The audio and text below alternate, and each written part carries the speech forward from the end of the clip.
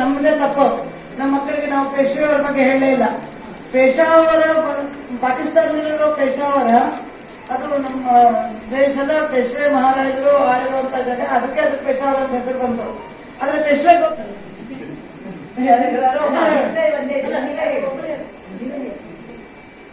ನನಗೆ ಅನಿಸಿತು, ನಾವು ವಿಷಯ ಸಾಹಿತ್ಯನೂ ಕಡಿಮೆ ಗೊತ್ತಿರೋರು ಮತ್ತು ನಟನೆ ಎಲ್ಲನೂ ನಮಗೆ ಅವರು ಏನು ಬರೋದೇ ಇಲ್ಲ. ಆದ್ರೆ ನನಗೆ ಅನಿಸಿತು, ಫಿಕ್ಷನಲ್ ಕ್ಯಾರೆಕ್ಟರ್ ತಗೊಂಡ್ರೆ ಈ ತರದ ಹಾಸ್ಯ ಸರಿ ಇದೆ. ರಾಜಕಾರಣಿಗಳಿಗೆ ಖಂಡಿತವಾಗಿ ಮಾಡಲೇಬೇಕಿದೆ.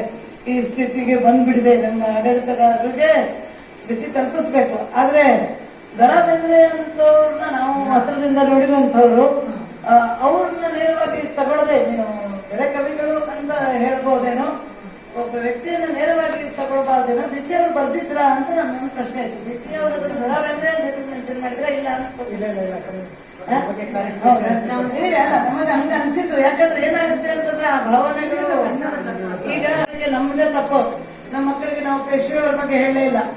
ಪೇಶಾವರ ಪಾಕಿಸ್ತಾನದಲ್ಲಿರೋ ಪೇಶಾವರ ಅದು ನಮ್ಮ ದೇಶದ ಪೇಶ್ವೆ ಮಹಾರಾಜರು ಆಳಿರುವಂತ ಜಾಗ. ಅದಕ್ಕೆ ಪೇಶಾವರ ಅಂತ ಹೆಸರು ಬಂತು. ಆದ್ರೆ ಪೇಶ್ವೆ ಗೊತ್ತಾ ಅಂತಂದ್ರೆ ಯಾರು, ಇದು ಯಾವ ಫಿಲ್ಮ್ ಅದು, ಫಿಲ್ಮ್ ಹೆಸರೇ ಮಸ್ತಾನಿ ಪೇಶ್ವೆನಾ ಅಂತ ನಮ್ಮ ಮಕ್ಕಳು ಕೇಳ್ತಾರೆ. ಯಾಕಂತಂದ್ರೆ ಈ ಮಾಧ್ಯಮ ಇದೆಯಲ್ಲ, ಇದು ಬಹಳ ಪವರ್ಫುಲ್ ಮಾಧ್ಯಮ. ಈ ಸಿನಿಮಾ ನಾಟಕಗಳು ಬಹಳ ಪವರ್ಫುಲ್ ಮಾಧ್ಯಮ. ಕೊನೆಗೆ ಬೇಂದ್ರೆ ಅಂದ್ರೆ ಯಾರು ಅಂತಂದ್ರೆ ಈ ತರದ ಭಾವನೆ ಆಗ್ಬಿಡುತ್ತೆ ದರಾ ಬೇಂದ್ರೆ ಅವ್ರ ಬಗ್ಗೆ. ಆದ್ರೆ ಅವರ ಪುಸ್ತಕಗಳು ಮತ್ತು ಅವರಿರೋ ವ್ಯಕ್ತಿತ್ವನೂ ಹಾಗಿರ್ಲಿಲ್ಲ. ಹೀಗಾಗಿ ನನಗನ್ಸುತ್ತೆ ಅದ್ಭುತವಾಗಿತ್ತು, ನಾಟಕ ತುಂಬಾ ಚೆನ್ನಾಗಿತ್ತು, ನಟನೆ ಅಂತೂ ಅತ್ಯದ್ಭುತವಾಗಿತ್ತು. ಆದ್ರೆ ಈ ತರದ ಹಿರಿಯ ವ್ಯಕ್ತಿಗಳನ್ನ ಹೆಚ್ಚಿನವರು ಹಿರಿಯರು ಅವರು ಬರ್ತಿದ್ರು ಸರಿ. ಆದ್ರೆ ನನ್ಗನ್ಸೋದು ಇವತ್ತಿನ ಪೀಳಿಗೆ ಮುಂದೆ ಕೆಲವರು ಎಲ್ಲರೂ ತಿಳ್ಕೊಂಡಿರಲ್ಲ. ಎಲ್ಲ ವಿಷಯವನ್ನು ಈಗ ಬಸವರಾಜರಿಗೆ ಎಲ್ಲ ವಿಷಯಗಳು ಗೊತ್ತು, ಅವ್ರು ತಪ್ಪರ್ಥ ಮಾಡ್ಕೊಳ್ಳಲ್ಲ. ಆದ್ರೆ ನಮ್ಮಂತ ಪಾಮರರಿಗೆ ಅರ್ಧಮರ್ಧ ಗೊತ್ತಿರೋರಿಗೆ ಈ ತರದ ವಿಷಯ ಹೇಳಿದಾಗ ಅದೊಂದೇ ತಲೆಯಲ್ಲಿ ಉಳ್ಕೊಳ್ತದೆ. ನಾನು ಯಾಕೆ ಬಾಜಿರಾವ್ ಮಸ್ತಾನಿ ಹೆಸರು ತಗೊಂಡೆ ಅಂದ್ರೆ, ಕೊನೆಗೆ ಪೇಶ್ವೆ ಯಾರು ಅಂದ್ರೆ ಮಸ್ತಾನಿಯ ಪ್ರಿಯಕರ ಅಂತಾನೆ ಉಳ್ಕೊಳ್ಳುತ್ತೆ ಹೊರತು ಪೇಶ್ವೆ ಭಾರತಕ್ಕೆ ಮಾಡಿರುವಂತಹ ಸೇವೆ, ಅವರು ಮಾಡಿರೋ ಪರಾಕ್ರಮ, ವ್ಯಕ್ತಿತ್ವ ಮತ್ತೊಬ್ಬರು ಬರ್ತದೆ ಅನ್ನೋದು ನಮ್ಮ ಅಭಿಪ್ರಾಯ. ದಯವಿಟ್ಟು ಅವರಿಗೆ ಇದ್ರೆ ತಪ್ಪೆ ತಗೊಳ್ತದೆ. ಮೇಡಮ್ ಹೇಳಿದ್ರು ಕರೆಕ್ಟು. ಇದನ್ನು ಚಿನ್ನದ ಕಸ ಅಂತಕ್ಕಂಥ ಪುಸ್ತಕದಲ್ಲಿ ಬಿಚ್ಚಿಯವರೇ ಬರೆದಿರ್ತಕ್ಕಂಥದ್ದು. ಇಲ್ಲಿ ಅಲ್ಲಿ ಮುನ್ನುಡಿಯಲ್ಲಿ ಅವ್ರು ಬರೀತಾರೆ, ಕವಿಗಳು ಎಷ್ಟು ಭಾವನಾತ್ಮಕವಾಗಿರ್ತಾರೆ ಅಂತಂದ್ರೆ ಅವ್ರ ಜೀವನ ಮಾತ್ರ ಅವರು ನೋಡ್ಕೋತಾರೆ. ಅವರಿಗೆ ಬೇರೆ ಯಾವುದು ಗಮನ ಇರಲ್ಲ. ಆ ಗಮನ ಇಲ್ಲದೆ ಇರುವಾಗ ಅವರುಗಳನ್ನ ಮುಖ್ಯಮಂತ್ರಿ ಮಾಡಿದ್ರೆ ಏನಾಗುತ್ತೆ ಅನ್ನೋ ಇದನ್ನ ಬಿಚ್ಚಿಯವರು ಮುನ್ನುಡಿಯಲ್ಲೇ ಬರೀತಾರೆ. ಆ ಇದರಲ್ಲಿ ಚಿನ್ನದ ಕಸ ಅಂತಕ್ಕಂಥ ಪುಸ್ತಕದಲ್ಲಿ ಇದಿದೆ. ಇಲ್ಲ, ಬೇಂದ್ರೆ ಅವ್ರ ಬಗ್ಗೆ ಹೇಳೋದಾದ್ರೆ ನಮ್ಮ ಮೇಡಮ್ ಹೇಳಿದ್ರು. ಅದಕ್ಕೋಸ್ಕರ ನನ್ನ ವೈಯಕ್ತಿಕವಾದಂತ ಒಂದು ಸಂಬಂಧ ಹೇಳ್ತೀನಿ. ನಾನು 1974ರಲ್ಲಿ ಅಂತರ್ಜಾತಿ ವಿವಾಹ ಆಗಿದೆ. ಆಗ ಬೇಂದ್ರೆ ಅವರಿಗೆ ಒಂದು ಪತ್ರ ಬರೆದಿದ್ವಿ. ಬೇಂದ್ರೆ ಅವರು ಪತ್ರ ಬರೆದಿದ್ದಾಗ, ನಿಮ್ಮ ಜೀವನ ಸುಖಮಯವಾಗಿರಲಿ ಅಂತ ಪತ್ರ ನೀವತ್ತು ಇಟ್ಟಿದ್ದೀನಿ, ಸುಖಮಯವಾಗಿರಲಿ ಅಂತ ಬರೆದ್ರು.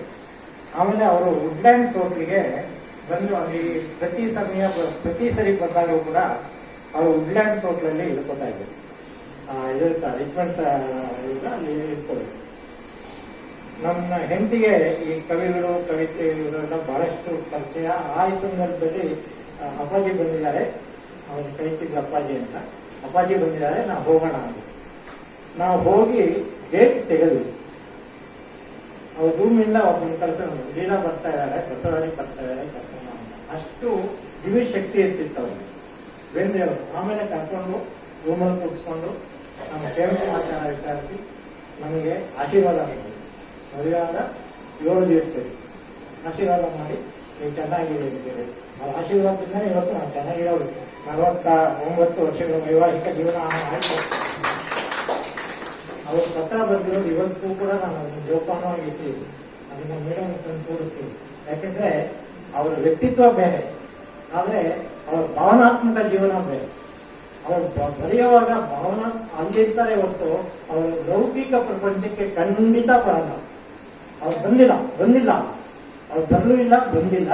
ಅದರಿಂದ ನಾವು ಅವ್ರನ್ನ ಬೀಚಿ ಅವ್ರು ಬರ್ತಿದ್ದಿಲ್ಲ, ನಾವು ಇಲ್ಲಿ ಪ್ರದರ್ಶನ ಮಾಡಿದ್ವಿ ಅಷ್ಟೇ, ಬೇರೆ ಏನಿಲ್ಲ. मेरा ये चैनल सब्सक्राइब करें और मेरे हर अपडेट आपको मिले इसके लिए बेल आइकन जरूर दबाइएगा। जय भारत जननी तनु जाते जय हे कर्नाटका माते ಎಲ್ಲಾದರೂ ಇರು ಏತಾದರೂ ಇರು